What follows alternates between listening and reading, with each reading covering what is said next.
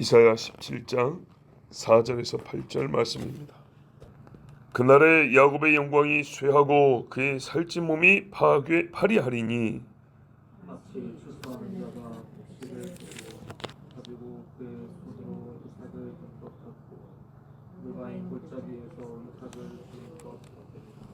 그러나 그 안에 주울 것이 남으리니 감람나무를 흔들 때에 가장 높은 가지 꼭대기에 과일 두세 개가 남은 것 같겠고 무사나무의 가장 먼 가지에 네다섯 개가 남은 것 같으리라. 이스라엘의 하나님 여호와의 말씀이라.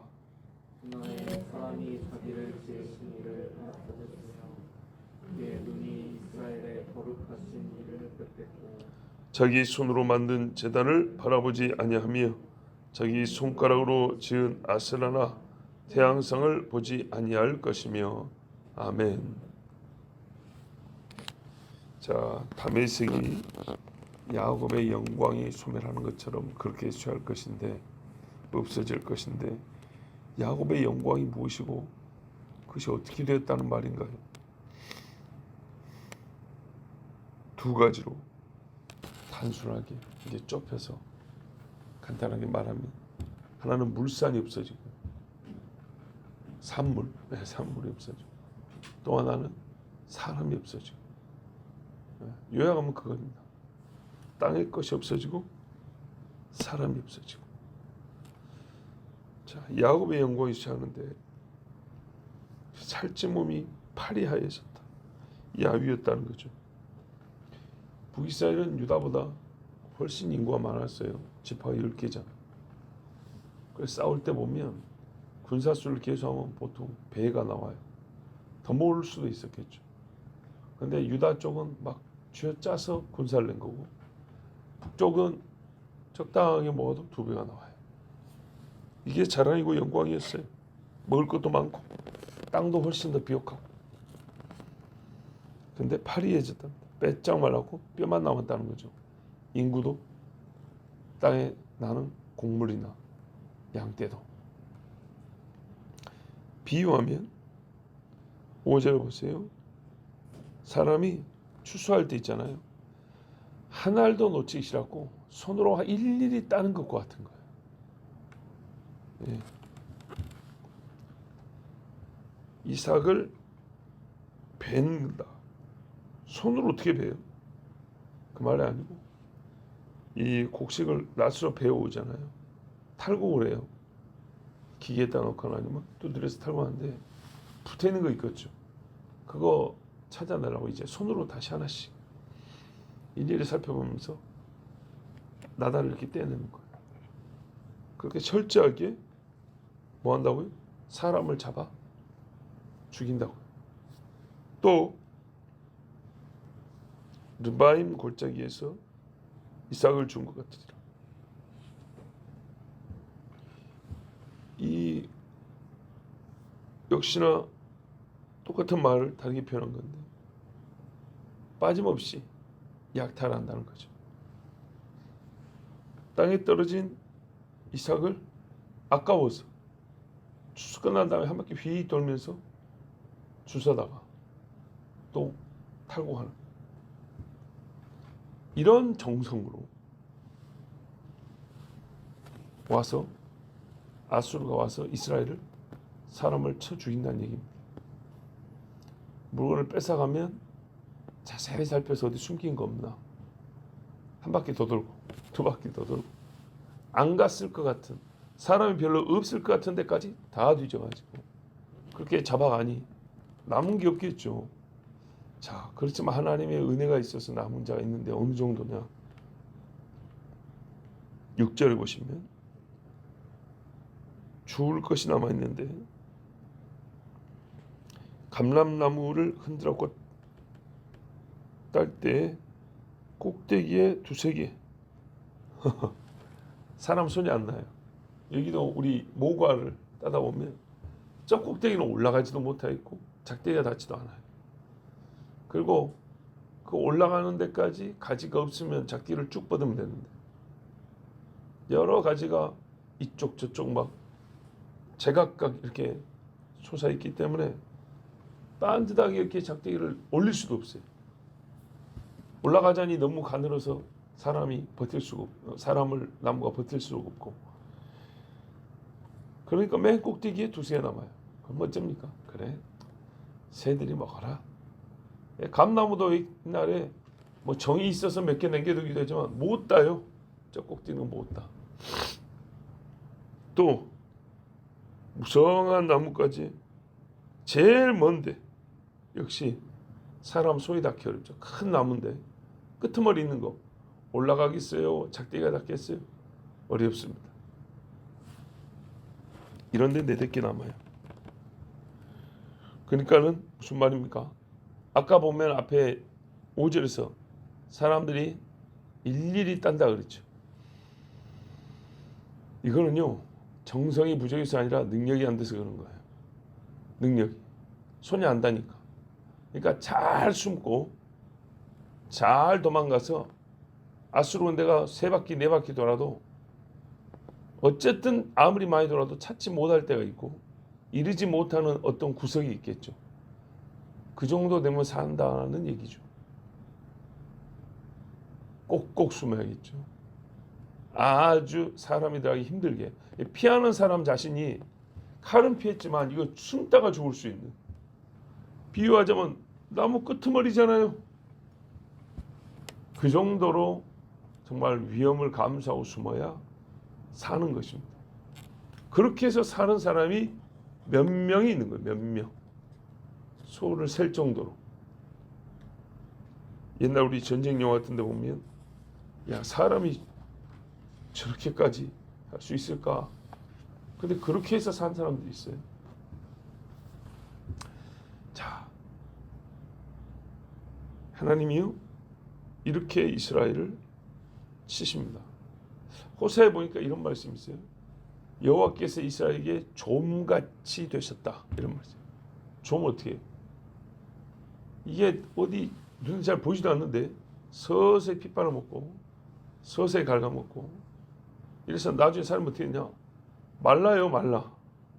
그런 것처럼 이제 크기를 말하는 게 아니고요, 이스라엘 빼짝 마르게 하고 그 살을 다 발라먹는, 끝까지 아무리 떼어날라 해도 떼어내지 않게 정말 하나님의 뜻을 이루기까지 끈질기게 서서히 계속 빼가는 그런 것을 비유적으로 여호와께서 이스라엘에게 좀같이 되었다, 이런 표현이 있어요.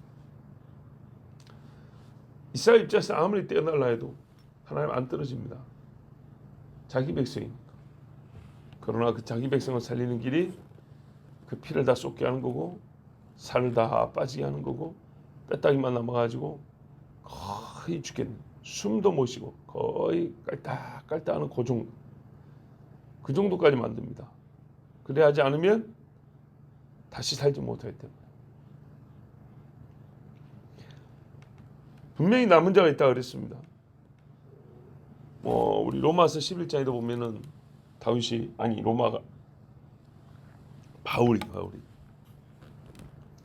유대인의 구원에 관해 얘기하면서 야, 이러다 다 죽는 거 아니냐, 이런 질문을 할 수 있는데, 그러나 하나님이 은혜로 택하신 자가 있어서 다 죽지 아니하고 그 중에 일부가 남는다. 요거를 얘기해 줍니다. 이게 비밀이죠. 이걸 어떤 사건의 빗 때문에 이해하기 쉽냐 하면, 엘리야가 하나님 앞에 뭐라 하냐면 나밖에 남지 않았습니다. 엘리야 입장에서는 충분히 그럴 수 있다 했어요. 보여요 말이죠. 싸우러 가자면 자기 혼자밖에 없는 거예요, 진짜로. 그래서 나밖에 없습니다 했을 때 하나님이 바알에게 무릎 꿇지 않는 7천을 남겨뒀다 그랬어요. 굉장히 만수하지만 이스라엘 전체로 보면 7천 명은 아무것도 아니다 그랬죠. 아니, 이스라엘이 담이 돼야 되는데 7천 명이 뭐예요? 7천 명이. 그것도 다 숨어 있었고 보이지도 않아요. 그런데 바로 이렇게 남은 자가 있다는 거예요. 하나님이 숨겨둬서 사람의 눈에 미치지 못하는 것. 마치 저 가지 끄트머리에 몇 개 남은 것처럼 떨어뜨려서 먹고 싶어도 사람의 손이 닿지 않게, 이렇게 해서 하나님이 숨겨놓고 살려둔 사람 7천 명 있다. 이 이야기를 하면서 그와 같이 이 마지막 때에도 이스라엘 사람을 구원한다는 하나님의 약속이 유효하여 적그리스도에게 다 잡혀서 죽인 것 같고 이제는 남아있는 자가 없구나. 그때가 이르를 때 사람 눈에는 보이지 않지만 하나님이 남겨둔 자가 있다. 그러니까 여러분 극소수예요. 정말 적어요. 늘 말씀드리기 인자가 올 때 믿음을 보겠느냐 예수님이 그런 것처럼 유대 땅에 남은 자가 이 나무 비유한 것처럼 이렇게밖에 남은 사람이 없어요. 노아 때 8명이라고 그랬죠. 제가 고등학교 다닐 때 우리 지방에서 고등학생들 그리고 중학생 몇 명이서 찬양 선교단을 조직해가지고 정말 자비로 우리끼리 모여서 기도하고 연습하고 그래서 각 교회와 또 길거리와 시민회관까지 빌려가지고 저희들 나름의 대형 집회죠. 찬양 집회를 했어요. 한 30명 되는데 거의 30년 만에 오랜만에 카톡방에 그 중에 열 몇 명 인사를 나누게 됐어요. 그런데 보니까 반가워서 그런지 하루에 카톡 올라오는 게 100개가 넘는 것 같아요. 주로 이제 뭐냐면 이제 결혼해가지고 애들 있을 거 아닙니까? 뭐 사는 이야기, 애기 키우는 이야기, 이런 이야기들이죠. 그러다 보니까 뭐 할 말이 그리 많은지 얘기가 잘 올라오더라고요. 근데 어제 한 3일쯤 되었을 때 제가 우리가 오랜만에 서로 물론 카톡 아니지만 오랜만에 인사를 나누고 안부를 전하고 해서 참 좋고 그런데 언제까지 안부만 전하고 있을 거예요. 우리가 그리스도로 말미암아 서로 만난 옛적의 동역자들인데 신앙의 이야기 서로의 신앙을 돕고 돕기도 하고 은혜를 나누기도 하는 그런 모임이 돼야 되지 않겠습니까? 그리고 이제 우리 교회의 어떤 기도하는 그 영상, 기도한 영상이 아니에요. 기도 소리가 들리는 영상. 이와 같이 우리 같이 기도하는 그런 이제 뭐 신앙이 되자고 했더니 어떻게 됐을까요? 조용해져 버리죠. 한 사람인가 거기다가 약간의 긍정적인 답글이 하나 올라오고 조용해져 버렸어요. 그 제가 두 가지였는데 실제로 우리가 신앙생활을 잘해야 한다. 두 번째는 아마도 이 중에 대부분은 신앙생활을 똑바로 안 하는 것 같다. 근데 그게 확인이 된 셈이에요. 그래서 그 중에 신앙생활을 잘 할 것 같은 친구에게 어제 전화를 했어요. 어떻게 그리 잘 맞는지 몰라요. 그러니까는 이 예상이 잘 맞는 거, 그리고 신앙이 잘 지켜진 거, 지켰을 거로 생각되는 그 친구하고 대화가 어찌 그리 잘 맞는지 모른다고. 잘 맞아요. 즐겁고 시간 가는 줄 모르고. 그런데 우리가 예수 안에서 만난 사람들이기 때문에 예수 이야기가 안 통한다. 이 사람이 신앙이 변했구나. 이렇구나. 이래 되면 무슨 말을 해야 될지 어색하고 할 말도 없고 괜히 부담만 주는 것 같고 그러나 부담을 안 줄 수도 없고 참 곤란해집니다. 영어로 통한다는 것이 얼마나 그 친구도 굉장히 반가워하더라고요. 예. 자, 남은 자 늘 드리는 말씀에 너무 극단적이고 혹은 너무 심하게 하는 말 아니에요. 절대 아닙니다. 우리가 얼마나 열심히 했냐 하면 진짜 제가 고등학교 할 때 50원 넣고 다녔거든요, 주머니에. 50원. 그런데 그 선교한다고 돈 생기면 헌금 다 하고, 대학교 다닐 때도 그 이후에 후속으로 또 이제 졸업한 애들끼리 또 찬양 선교단을 조직했는데 마찬가지였어요. 우리끼리 수련해서 기도원 가서 금식하면서 수련회하고, 학생들이 돈이 어디 있어요? 시민회관을 어떻게 빌려요? 시민회관 큽니다. 네. 일반 연극단들도 그 옆에 있는 조그만 문화회관에서 공연을 하지 시민회관에서 안 해요. 대형 공연만 합니다, 거기서는. 근데 그거를 빌려가지고 하는데 없는 돈이 어떻게 생겼는지 하나님의 기적도 보고, 하여튼 열심히 했습니다. 전부 다 입시를 앞둔 고등학생들인데 토요일만 되면 연습할 때 찾아가지고, 연습할 교회도 없어요. 이리 갔다 저리 갔다 하면서 모여가지고, 하여튼 뭐 대단했습니다. 그런데도 없어요, 없어. 조금 남아있어요. 조금. 자, 이스라엘이 이렇게 되면 이제 무슨 일을 하냐? 남은 자들은 뭘 할 것이냐? 자기 죄를 깨닫고 회개한 자들이 될 것인데, 그것을 묘사하기를, 그 순서를 또 말하기를 창조주를 먼저 알아본다 그랬어요. 우리의 죄는 창조주를 거역한 데서부터 나온 겁니다. 구속한 주님을 거역한 게 아니고 창조주를 거역한 죄를 짓고, 또 구속주를 보내줬는데도 그분을 거부하고, 이렇게 죄의 순서는 진행이 되는 겁니다. 그러니까는 창조주를 올려다보고, 아, 내가 피조물이구나. 그걸 알아야 피조물로서 한 일을 보면 이거는 정말 어마어마하고 끔찍한 죄를 지은 거구나. 그런데 하나님이 이스라엘의 하나님이 되어주시고 우리의 주님이 되어주시고 우리에게 약속, 구원의 약속을 주신 분이, 우리를 그 거룩한 분에게로 이끄시는 우리 하나님이시구나. 우리 여호와 하나님이시구나. 자, 이렇게 깨닫는 겁니다. 그래서 이 사람들의 기도를 우리가 짐작을 해보면 성경에 시편 123편 말씀이 아마 그 기도말로 채워지게 될 것이에요. 이 말로 아마 시작할 수 있어요.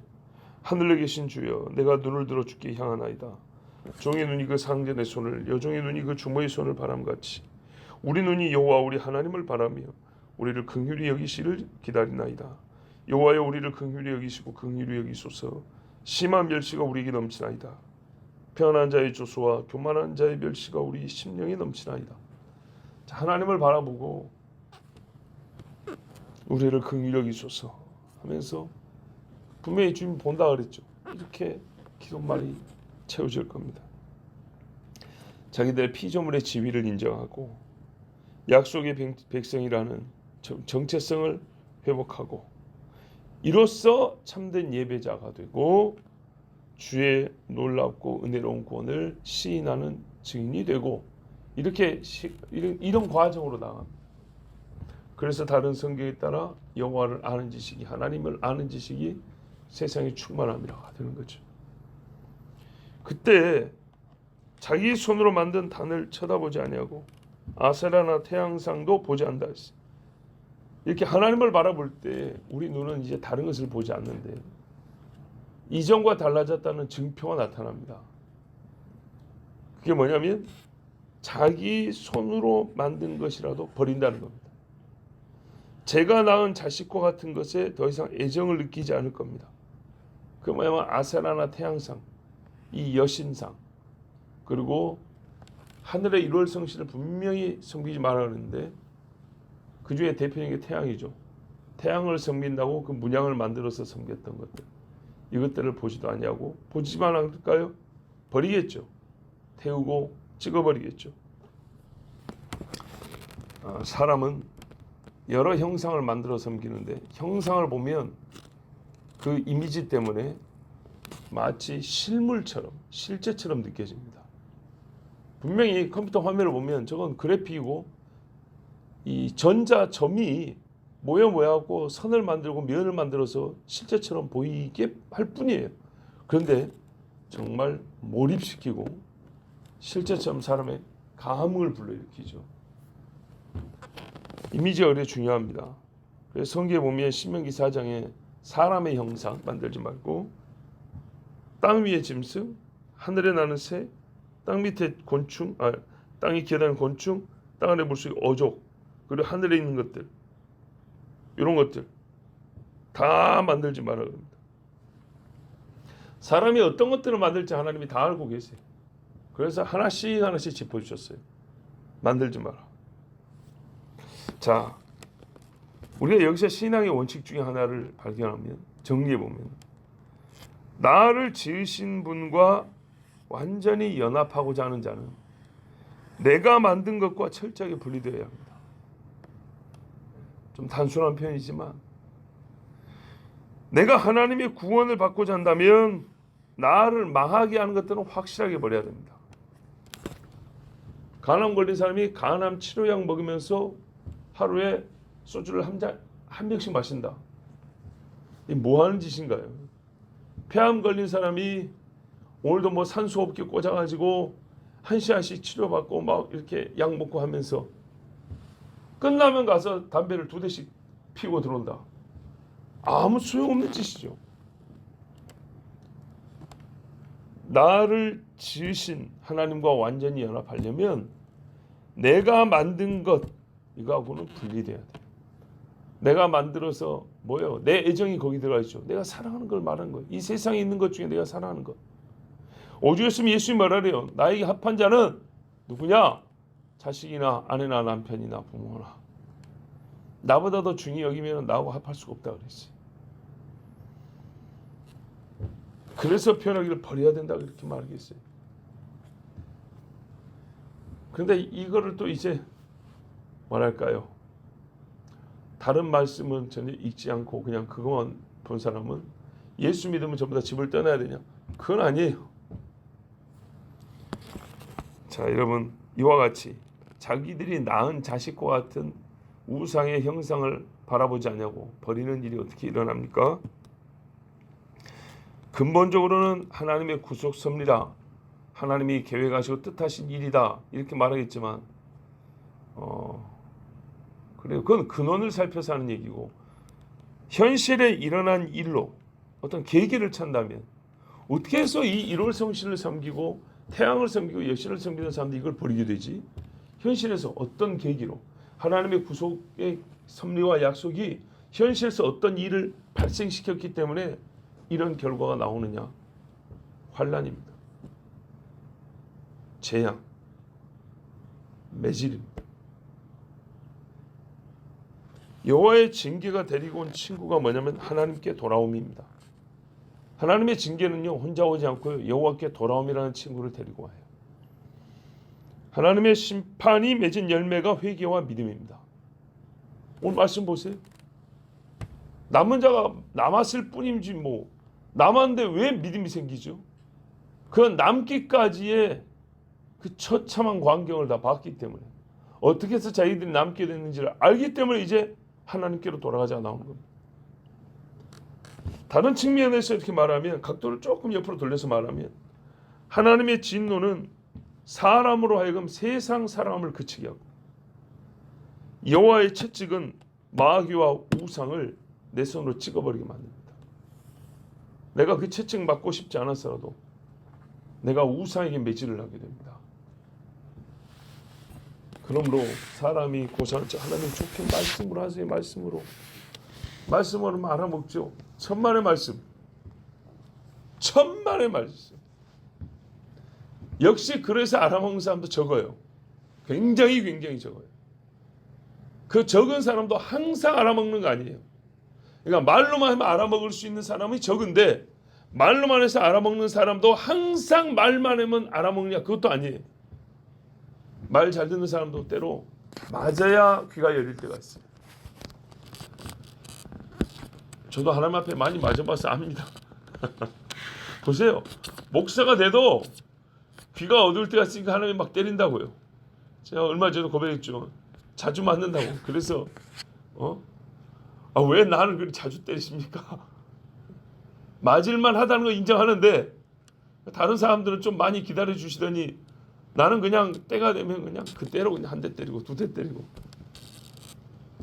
그런데 여러분, 그래서요, 내가 하나님을 원망합니까? 하나님을 떠납니까? 이런 말한다는 자체가 하나님께로 가까이 한 걸음이라도 나올 수밖에 없는 거예요. 그런데 신경질적으로 하나님의 채찍이니 징계니 매니 이 소리만 나오면 그냥 막 두드러기 나고 그냥 막 거품 물고 속에서 막 뭐가 뭐 이상한 게 막 돌고 막. 여러분, 이게 잘못된 겁니다. 예? 막 이런 말만 나오면 하루 종일 고민해요. 이유는 잘 모르는데 막 고민이 돼. 근심이 되고 막. 이게 정상이라고 생각하세요? 아니, 성경에 몇 번이나 나온 얘기인데요. 하나님이 여호와의 징계라는 말이 몇 번이 나왔는데요. 다른 것은 다 이게 잘 들어와요. 잘 들어오는데 얘는 마음판이 열리지가 않아. 채찍이니 매니 이 소리가 나오면 문이 자동적으로 싹 잠겨 있어요. 근데 여러분, 이 차이를 보세요. 괜히 또 제 이야기 좀 그런데 제 반응을 보세요. 채찍을 맞은다 싶을 때 얼마나 잘 받아들입니까? 이게 믿음의 차이고 신앙의 차이라고요. 이게 믿음과 불신의 차이라면 그렇게 볼 것이고, 소위 신앙의 다양성에 들어간다고 해도 그렇게 한번 봐보세요. 분명히 다른 거예요. 하나님 매를 때렸을 때 하나님 저를 때리셨군요. 제가 뭘 잘못했습니까? 라고 한번 물어보는, 그때마다 물어보는 사람하고 맞고도 뭔가 걸리는데도 불구하고 절대로 생각을 진행을 안 시켜요. 하나님이 징계일 수 있어. 그러면 내가 뭘 잘못했지? 나는 이쪽으로 생각이 막 들어가면 이거를 자꾸 다른 쪽으로 생각을 돌려서 생각이 내 속에서 진행이 안 되게 막아버려요. 딴 생각을 계속해요. 다른 신학적인 교리를 자꾸 끌어내요. 하나님의 용서가 있고 이거는 어떤 우연히 발생한 것일 것이고 자꾸 좋은 쪽으로 하나님 무슨 선한 계획이 있었겠지. 그러나 그 전에 단순한 것부터 생각해야 돼요. 내가 뭘 잘못했나? 내가 무슨 죄를 지었을까? 내가 하나님께 무슨 맞을 짓을 했을까? 분명히 이것부터 봐야 되는 거예요. 엄마가 애를 때립니다. 근데요, 잘못한 것에 대한 생각이나 지적이나 인정 없이 앞으로 어떻게 하면 되죠? 이건 여러분 많이 빼먹은 거예요. 개울가에 징검다리가 있는데 2개, 3개 빼먹고 한꺼번에 건너려는 거예요. 안 돼요. 정말로 안 돼요. 이상히 여길 것도 아니고 나의 인격을 무시하는 것도 아니고 나의 신앙을 부정하는 것도 아니에요. 하나님이 나를 때리시는구나. 하나님 나를 징계하고 하나님이 나에게 지금 훈계하시고 책망하시는구나. 이것은요, 칭찬하고 칭찬하시는구나를 생각할 때처럼 우리가 흔쾌히 받아들여야 되고 매우 자연스럽게 들어야 되는 이야기. 신앙인에게 있어서 하나님의 채찍과 매질한 것은 어색하게 들리고 명절 찾아오듯이 어쩌다 한 번씩 별미 먹듯이 그렇게 듣는 이야기가 아니에요. 매우 자주 듣는 거고요. 일상에 밥 먹듯이 들을 수 있는 거고요. 늘 하나님 앞에 어색하지 않게 예 맞습니다라고 인정해야 되는 하나님의 말씀에 속한 거예요. 말씀에 속한 게 아니라 말씀이에요. 말씀.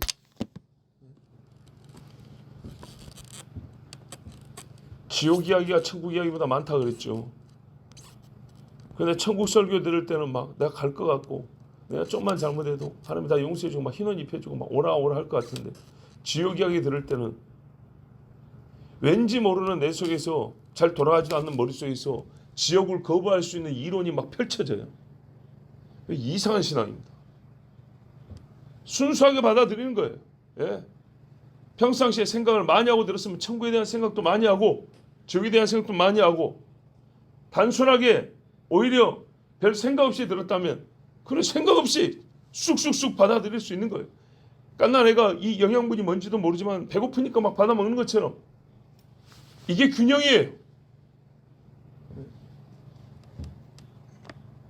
하나님의 옛날 조상들에게 했던 일만 이야기하고 앞으로 하실 일을 얘기 안 하고, 이게 균형이 아니고 옛날 일과 지금 일과 앞으로 할 일을 다 이야기하고 다 믿고, 요한에게 말했습니까? 있었던 일과 지금 있는 일과 장차 될 일에 대해 내가 말한다 그랬어요. 항상 이렇게 하나님 말씀 전체를 그리고 하나님이 많이 말씀한 건 많이 들을 것이고 적게 말씀한 거는 적게 듣고, 그러다 보면 믿는 거는 똑같고 받아들이는 자세도 똑같고, 이게 건강하고 균형 잡힌 신앙이죠. 어떤 교파나 교단이나 내가 누구한테 배웠거나 아니면 자기 성향에 따라서 어떤 주제, 어떤 단어, 어떤 부분 잘라내고 가려내고 멀리하고 그래요. 그래서 하나님 앞에 한번 가보시죠. 잘했다고 할지 아니면 네가 내 말을 버렸으므로 하고 하나님의 무서운 말씀을 들을지. 자, 이사야와 예레미야를 보세요. 심판과 경고가 몇 퍼센트인가? 얼마나 하나님이 치밀하게 말씀하는가? 뭐 이게 남의 이야기야? 아니요. 아까 제가 말한 고등학교 때 그 친구들 있죠? 얼마나 열심인지 여러분이 몰라서 그래요. 그 친구들 대부분이 대학교 와서 같이 찬양했는데 저만 하더라도 연습한다고, 찬양 연습한다고 빨간 날만 되면 전라도 광주까지 자비로 차 타고 와서 하루 종일 연습하고 돌아오고 그랬어요. 방학하면 저 같은 경우는 고시 안에 있었기 때문에 방학이 며칠 안 돼요. 집에 갈 시간도 없는데 그 며칠 내어서 찬양 순교하고 다녔어요. 나만 그랬냐? 아니요. 다른 애들도 다 비슷했어요. 그런 애들조차도 너 교회 어디 다니냐? 이런 이야기를 하기가 곤란한 지경이 되는 겁니다. 남은 자는 적습니다. 그 적은 남은 자가 창조주와 구속주를 바라보기까지는 하나님의 많은 채찍이 있다 했습니다. 지금부터 신앙생활 잘하면 맞을 일은 없겠죠. 그러나 맞을 때 부정하지 마시고 원망하지 마시고 감사히 하나님의 징계를 받고 주를 바라보길 바랍니다. 기도하겠습니다. 아버지 하나님 감사합니다. 한 절 말씀에 1시간이요, 10절 말씀에 10분이요, 한 단어에 20분이요, 두 줄에 1분이요.